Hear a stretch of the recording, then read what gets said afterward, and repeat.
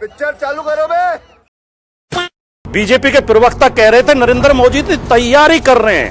नरेंद्र मोदी जी बंदूक में तेल डाल रहे हैं, उसकी नाल को साफ कर रहे हैं। फॉरेन रिलेशंस की तैयारी होती है, सेना से बातचीत होती है, कोऑर्डिनेशन होता है, लेकिन ये जो टोटी चोर है 200 रुपए वाले टूटी साइकिल, इनको क्या पता कि क्या तैयारी होती है। ठीक है, ये तो आते हैं अंदर से दीमक की तरह खाने, खोखला करने और भोंकने के लिए, और इसीलिए जनता ने जय श्री राम। दोस्तों, अगर आपके खून में भी राम भक्ति दौड़ती है तो नीचे कमेंट में जोर से लिखो जय श्री राम। देखता हूं कितने भाई अभी भी धर्म और देशभक्ति के नशे में चूर हैं। अब देखो भाई, चैनल का नाम तो सस्ते नशे है, लेकिन यहाँ नशा सिर्फ 2 चीजों का मिलता है, ज्ञान का और मनोरंजन का। तो आ जाओ इस मस्त सफर में, जहाँ दिमाग खुलेगा, हंसी रुकेगी नहीं, और हाँ, जिसने वीडियो लाइक और चैनल सब्सक्राइब नहीं किया वो अगली बार महंगे नशे की दुनिया में भटकता नजर आएगा। चलो वीडियो शुरू करते हैं। जय श्री राम। अखिलेश यादव का यह कहना कि उत्तर प्रदेश में सबसे अधिक अवैध निर्माण बीजेपी नेताओं के हैं, ये न सिर्फ झूठ है बल्कि हास्यास्पद भी है। अखिलेश को शायद अपनी सरकार के वो दिन याद आ रहे हैं जब पूरा शासन माफियाओं के आगे नतमस्तक था और कानून का राज महज एक मजाक बनकर रह गया था। सपा राज में हालात ऐसे थे कि विधायक से लेकर सांसद तक गरीबों, दलितों, किसानों की जमीनें हड़पने में जुटे थे। भू माफिया खुलेआम सत्ता का कवच पहनकर तांडव करता था। सपा सरकार का पूरा सिस्टम उन्हें संरक्षण देने वाला बन गया था। लेकिन 2017 के बाद तस्वीर पूरी तरह बदल गई है। योगी सरकार ने न सिर्फ भूमाफिया को मिट्टी में मिला दिया, बल्कि जिन जमीनों पर समाजवादी नेता कब्जा जमाए बैठे थे उन्हें भी मुक्त कराया। आज यूपी में कानून का डर है, अपराधियों में खौफ है और जनता को न्याय पर भरोसा है। पिछले 8 वर्षों से योगी सरकार ने अपराध और अपराधियों के खिलाफ जीरो टॉलरेंस की जो नीति अपनाई है वह आज एक मिसाल बन चुकी है। मैं अभी पोर्ट की विजिट करके आया हूं और गुजरात के लोगों को जब पता चलेगा कि इतना बढ़िया पोर्ट ये अदानी ने यहां केरल में बनाया है, ये गुजरात में 30 साल से पोर्ट पे काम कर रहे हैं, लेकिन अभी तक वहां उन्होंने ऐसा पोर्ट नहीं बनाया। तब उनको गुजरात के लोगों से गुस्सा शायद करने के लिए तैयार रहना पड़ेगा। हमारे मुख्यमंत्री जी से भी मैं कहना चाहूंगा, आप तो इंडी अलायंस के बहुत बड़े मजबूत पिलर है, यहां शशि थरूर भी बैठे हैं, और आज का ये इवेंट कई लोगों की नींद हराम कर देगा।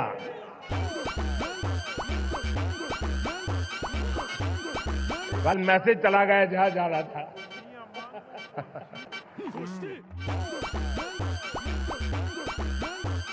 मीडिया के लोगों ने एक बात पर ध्यान केंद्रित किया होगा, जब हमारे पोर्ट मिनिस्टर अपना भाषण दे रहे थे तो उन्होंने कहा, अदानी का उल्लेख करते हुए उन्होंने कहा कि हमारी सरकार के पार्टनर एक कम्युनिस्ट गवर्नमेंट का मंत्री बोल रहा है प्राइवेट सेक्टर के लिए कि हमारी सरकार का पार्टनर ये बदलता हुआ भारत है।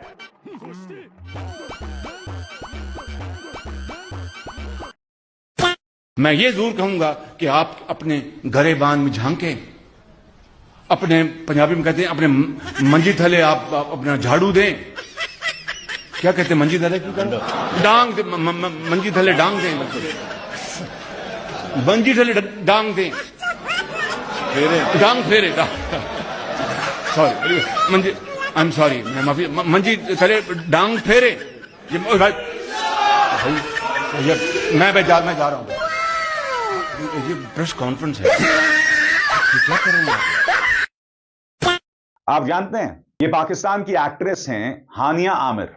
आप जानते हैं हानिया आमिर का इंस्टाग्राम हैंडल जो है वो भारत में बैन कर दिया गया है। अब निशिकांत दुबे का एक बयान आया है हानिया आमिर के कथित बयान पर। दिलचस्प बात यह है कि निशिकांत दुबे हानिया आमिर के जिस बयान का जिक्र कर रहे हैं वो हानिया का बयान नहीं है, वो शिवम यादव नाम के व्यक्ति ने बयान दिया है। वो शिवम यादव जिसने हानिया आमिर का एक हैंडल क्रिएट किया, ब्लू टिक हासिल किया और फिर एक बयान दे रहा था। और मैंने कहा दोस्तों, यह हानिया आमिर ने बयान नहीं दिया है, मगर निशिकांत दुबे इस बयान का इस्तेमाल कर रहे हैं अखिलेश यादव और राहुल गांधी पर प्रहार करने के लिए। सुधांशु त्रिवेदी ताना मार रहे हैं, बंगाल में महिला को निर्वस्त्र कर पूरे गांव में घुमाया गया। अब सीजेआई, चंद्रचूड़, लेफ्ट लॉबी, कांग्रेसी, केजरीवाल, सस्ते यूट्यूबर, ठग गठबंधन वाले समेत देश विरोधी कुछ कहेंगे या मुंह में दही जमा लेंगे। और जिस पप्पू यादव के सामने बैठे और जितने लंबे चौड़े बातों से, आपके पास क्या था मैं नहीं जानता हूं, आप जितने लंबे चौड़े बात करते हो। पप्पू यादव के पास 9000 बीघा मेरी बपौती थी, आपने नहीं दिया था। और मैं अपने घर में, ये अंग्रेजों ने दिया, अंग्रेजों की दलाली की जमींदारों ने, अंग्रेजों की दलाली की राजशाहियों ने, अंग्रेजों की दलाली की अपने परिवार को पहुंचाया, तब जाकर के जमीन बने, तब जमीन गरीब के लिए थे। एक बात सोशल मीडिया पे आपके बारे में बहुत कही जाती है कि आप टिकट ब्लैक किया करते थे, क्या मामला है ये? मैं देखिए क्या है कि बीजेपी की क्या प्रैक्टिस है, उनका तरीका क्या है, आपके बारे में एक झूठ को 10 लाख बार बोलेंगे और आपको बदनाम करेंगे, वो चीज़ आपके ऊपर चिपकाने की कोशिश करेंगे। तो उन्होंने एक शब्द मेरे लिए निकाला, टिकट ब्लैक किया। तो मैं कुछ भी लिखता हूँ, पढ़ता हूँ, मैं अगर दिल्ली के मौसम का हाल लिखूं तो उसके नीचे लिखते हैं वो टिकट ब्लैक।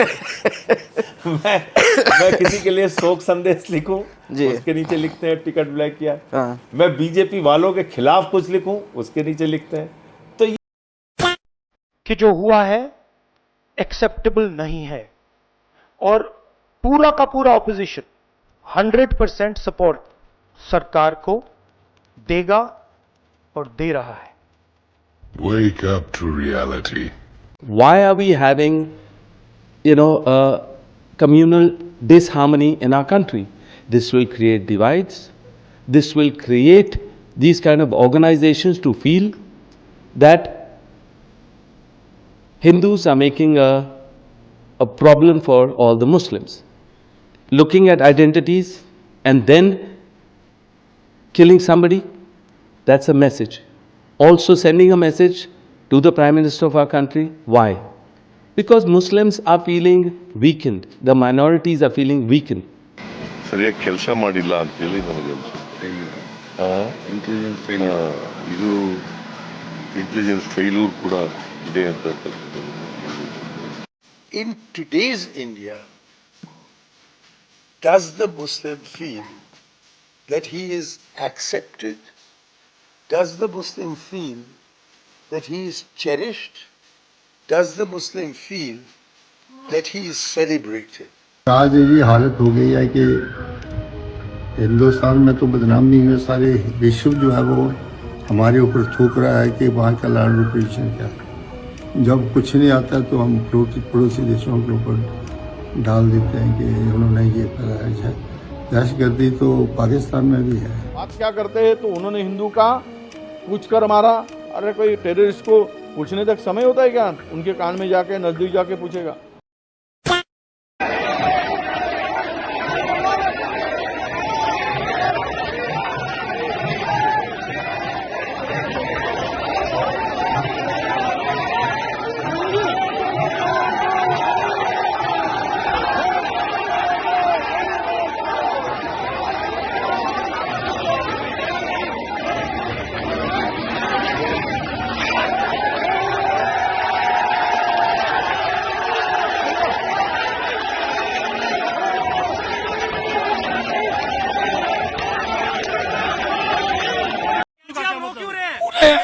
पूरे देश के किसान, पूरे देश के किसानों बर्बाद करना,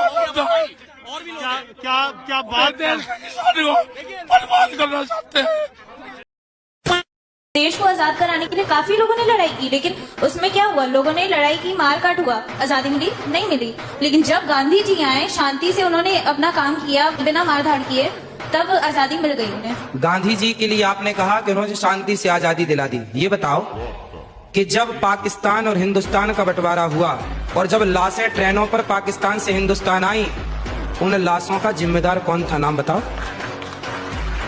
गांधी। हाँ थे ना गांधी जी, आपने कहा हमने नहीं। इसका मतलब ये हुआ कि बेटा हाथी के दांत दिखाने के कुछ और हैं, खाने के कुछ और हैं।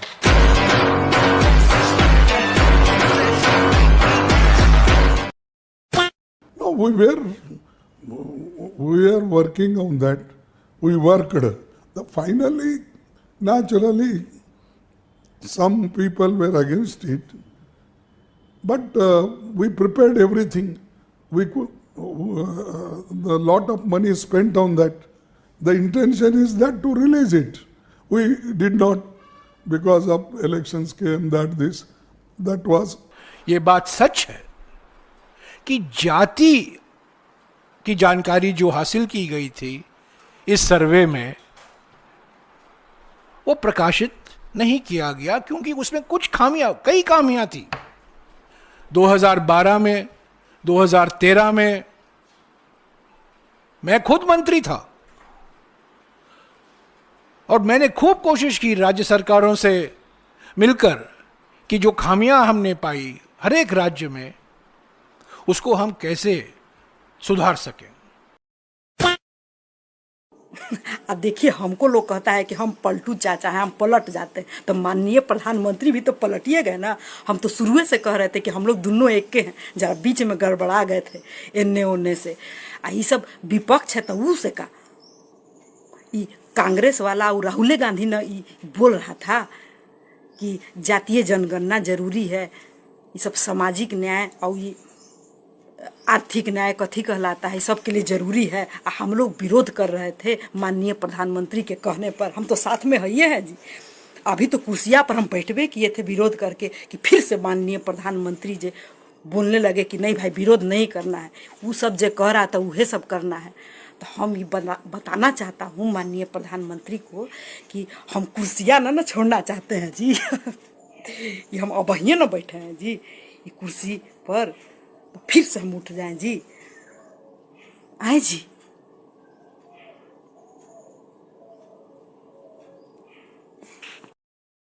दोस्तों एक सबसे बड़ी बात पता क्या सोचने वाली, दरगाह, जामा मस्जिद या हाजी अली, कहीं भी तुम्हें सिक्योरिटी, आर्मी, फोर्सेस नहीं मिलेगी। कई मतलब ही सवाल ही पैदा नहीं, हिंदू नहीं करता, कभी नहीं करता हिंदू। लेकिन वैष्णो देवी या बाबा अमरनाथ की यात्रा 80-80 हजार फोर्स के साथ होती है। कभी सोचा है क्यों? क्योंकि भाईचारा है। यही तो भाईचारा है, यही भाईचारा है। सही कह रहा हूं ना मैं? यही तो भाईचारा है। जिसे भाईचारा बोलते यही है वो भाईचारा।